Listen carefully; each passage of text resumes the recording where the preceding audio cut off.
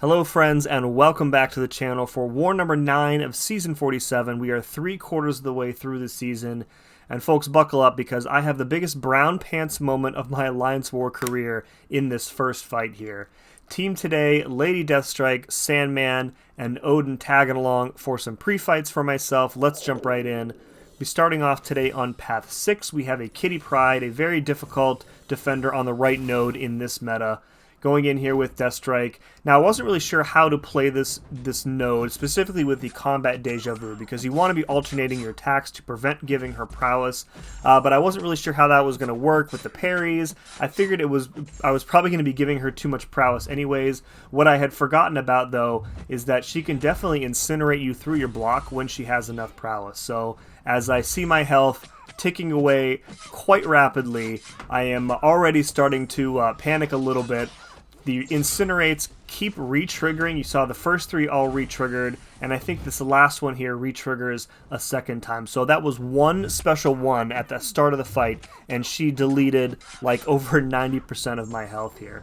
So I'll push her back up to a special one, and now I'm like, okay, is this special one going to kill me in block damage? It does not, and I can go in, combo into the striker, and at this point I'm like absolutely praying that she dies before I take one more hit. And thankfully she does. So it says 2% on during the fight, but I think it's 1% here. Yeah. So yeah, and it doesn't get much better here. We have a Ebony Maw here on node 15 with Sandman. We took a Ebony Maw last war. This one is significantly more difficult because if he turtles up at any point, the aggression prowess node moves his special damage up to like an 11, and that's exactly what's going to happen here. And I actually end up taking a death. It's my own fault, though. So at some point here, he's going to turtle up. He's not going to want to throw his special one.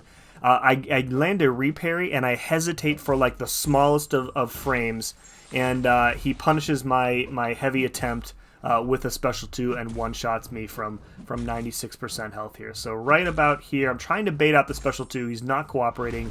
I'm super late on the heavy there. And down I go. So really, really embarrassing death. Just poor play by me. So this here is how the fight is kind of supposed to go, right? If you are able to keep the prowess in check by, continuing to combo him, and if he is very cooperative with his special ones, allowing you to heavy counter them as you should be against an Ebony Maw, the fight is much more manageable. We're spamming special ones just like we did in the last fight here to keep Mystic Dispersion under control. And because we're heavy countering, and heavying is such a natural part of Sandman's kit, we're really doing a good job here keeping his focus on cooldown. And I don't think in this fight, I don't think he ever falters us. I could be wrong. I don't remember him faltering me in the second fight here. The rhythm of the fight kind of just keeps going. It keeps the flow going. Throwing those specials right away. We are knocking off those prowess passives pretty much as quickly as he can generate them from the node. The other thing I wanted to note here is critical setup. We don't have to worry about that either. Normally, guaranteed crits will cause Ebony Maw to trigger a miss. However, if you have class advantage, you can get around that. So I'm not doing many full 5-hit combos, but I could safely do them and get those G crits without a problem. So. Alright, moving on to section 2, we are on path 9 again. We have another Ascended White Tiger here. Going to go for the invuln here because of Power Focus 2. And this is essentially just an easier version of the fight that we had the previous war. Power Focus here doesn't really matter because their specials are very easy to dex either way, and it's going to be difficult for her to get to 3 bars of power naturally. I would have to really try.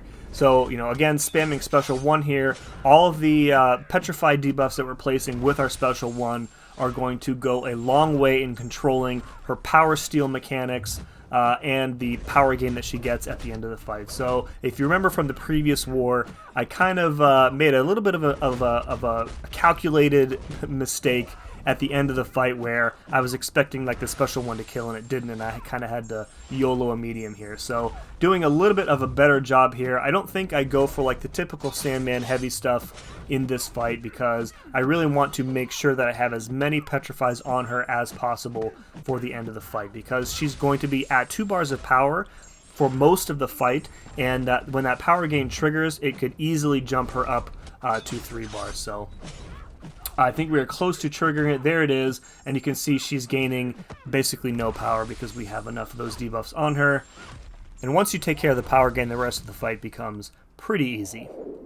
Alright, next up we have a Magneto on 36 with Hazard Shift and One Eye Open. Very common placement here because Magneto is unstoppable when he heavies, so you have to rely almost entirely on intercepts to get your openings in this fight.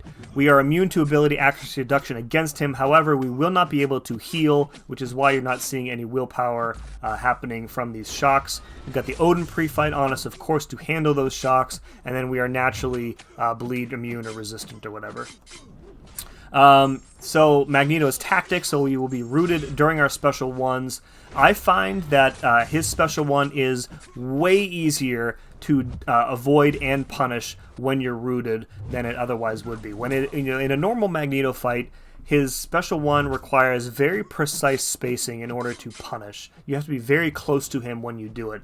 But when you're rooted, you are already close to him, so dexing the 2 hits of the special attack doesn't create any distance, and it becomes very easy to get consistent punishes there.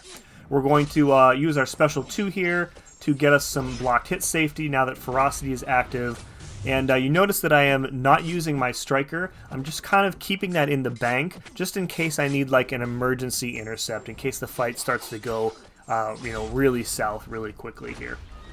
But it's not going to. This fight I found pretty interesting. Deathstrike is such a good counter for Magneto in general.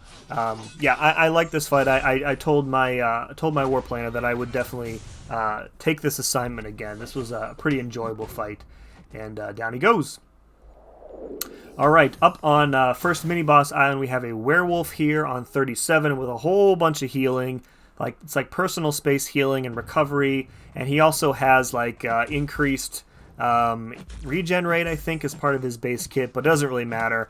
The plan here is just to continuously spam special ones, and then we're going to end up reversing all of that regen. So we want to kind of stay as close to him as possible while we're spamming special one, just so that we can trigger additional regen buffs from personal space, and the more regen buffs he triggers, the more he's going to have his healing reversed. And this ends up being a very, very quick fight.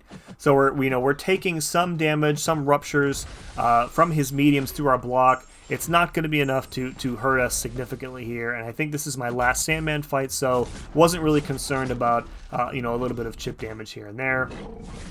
I nail every SP1 dex. I've gotten considerably better at dexing his special one. It used to catch me quite frequently in duels when Werewolf first came out, but gotten a lot better at that. And down he goes.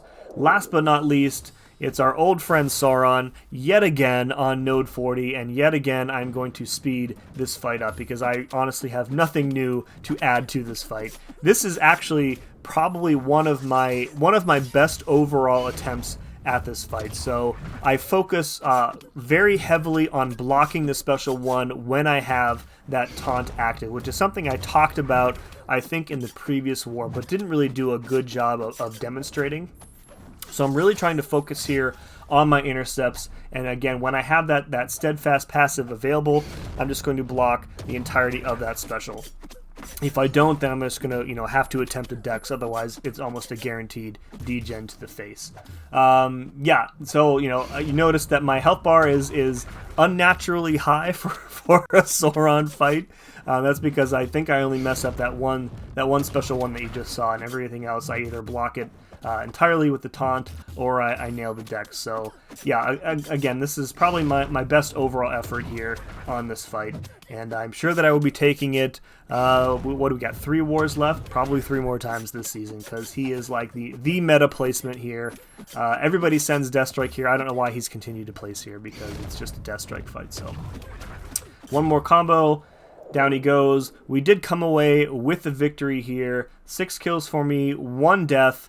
And our record has improved to 7-2 on the season. This is going to put us in 3rd place with 3 wars left, because I believe Nefty lost and they were ahead of us. So we will likely have TCN and Nefty in 2 of our final 3 wars, and if we win those, I think we'll probably make podium, which is a pretty cool thought. I continue to die at an astoundingly high rate for my own personal standards. In fact, I think I'm accounting for like a quarter or like 20% of like my entire battle group's deaths. So really feeling the weight of that, I think, in the past few days. I just, make silly mistakes, and it costs us, and hasn't cost the team yet, thankfully. So, all right, folks, that's going to do it for this war video. If you enjoyed it, please remember to hit that like button for me, and remember to subscribe if you please could do so. I think you'll enjoy a bunch of content that I have coming up. As always, thank you very much for watching. See you again next time.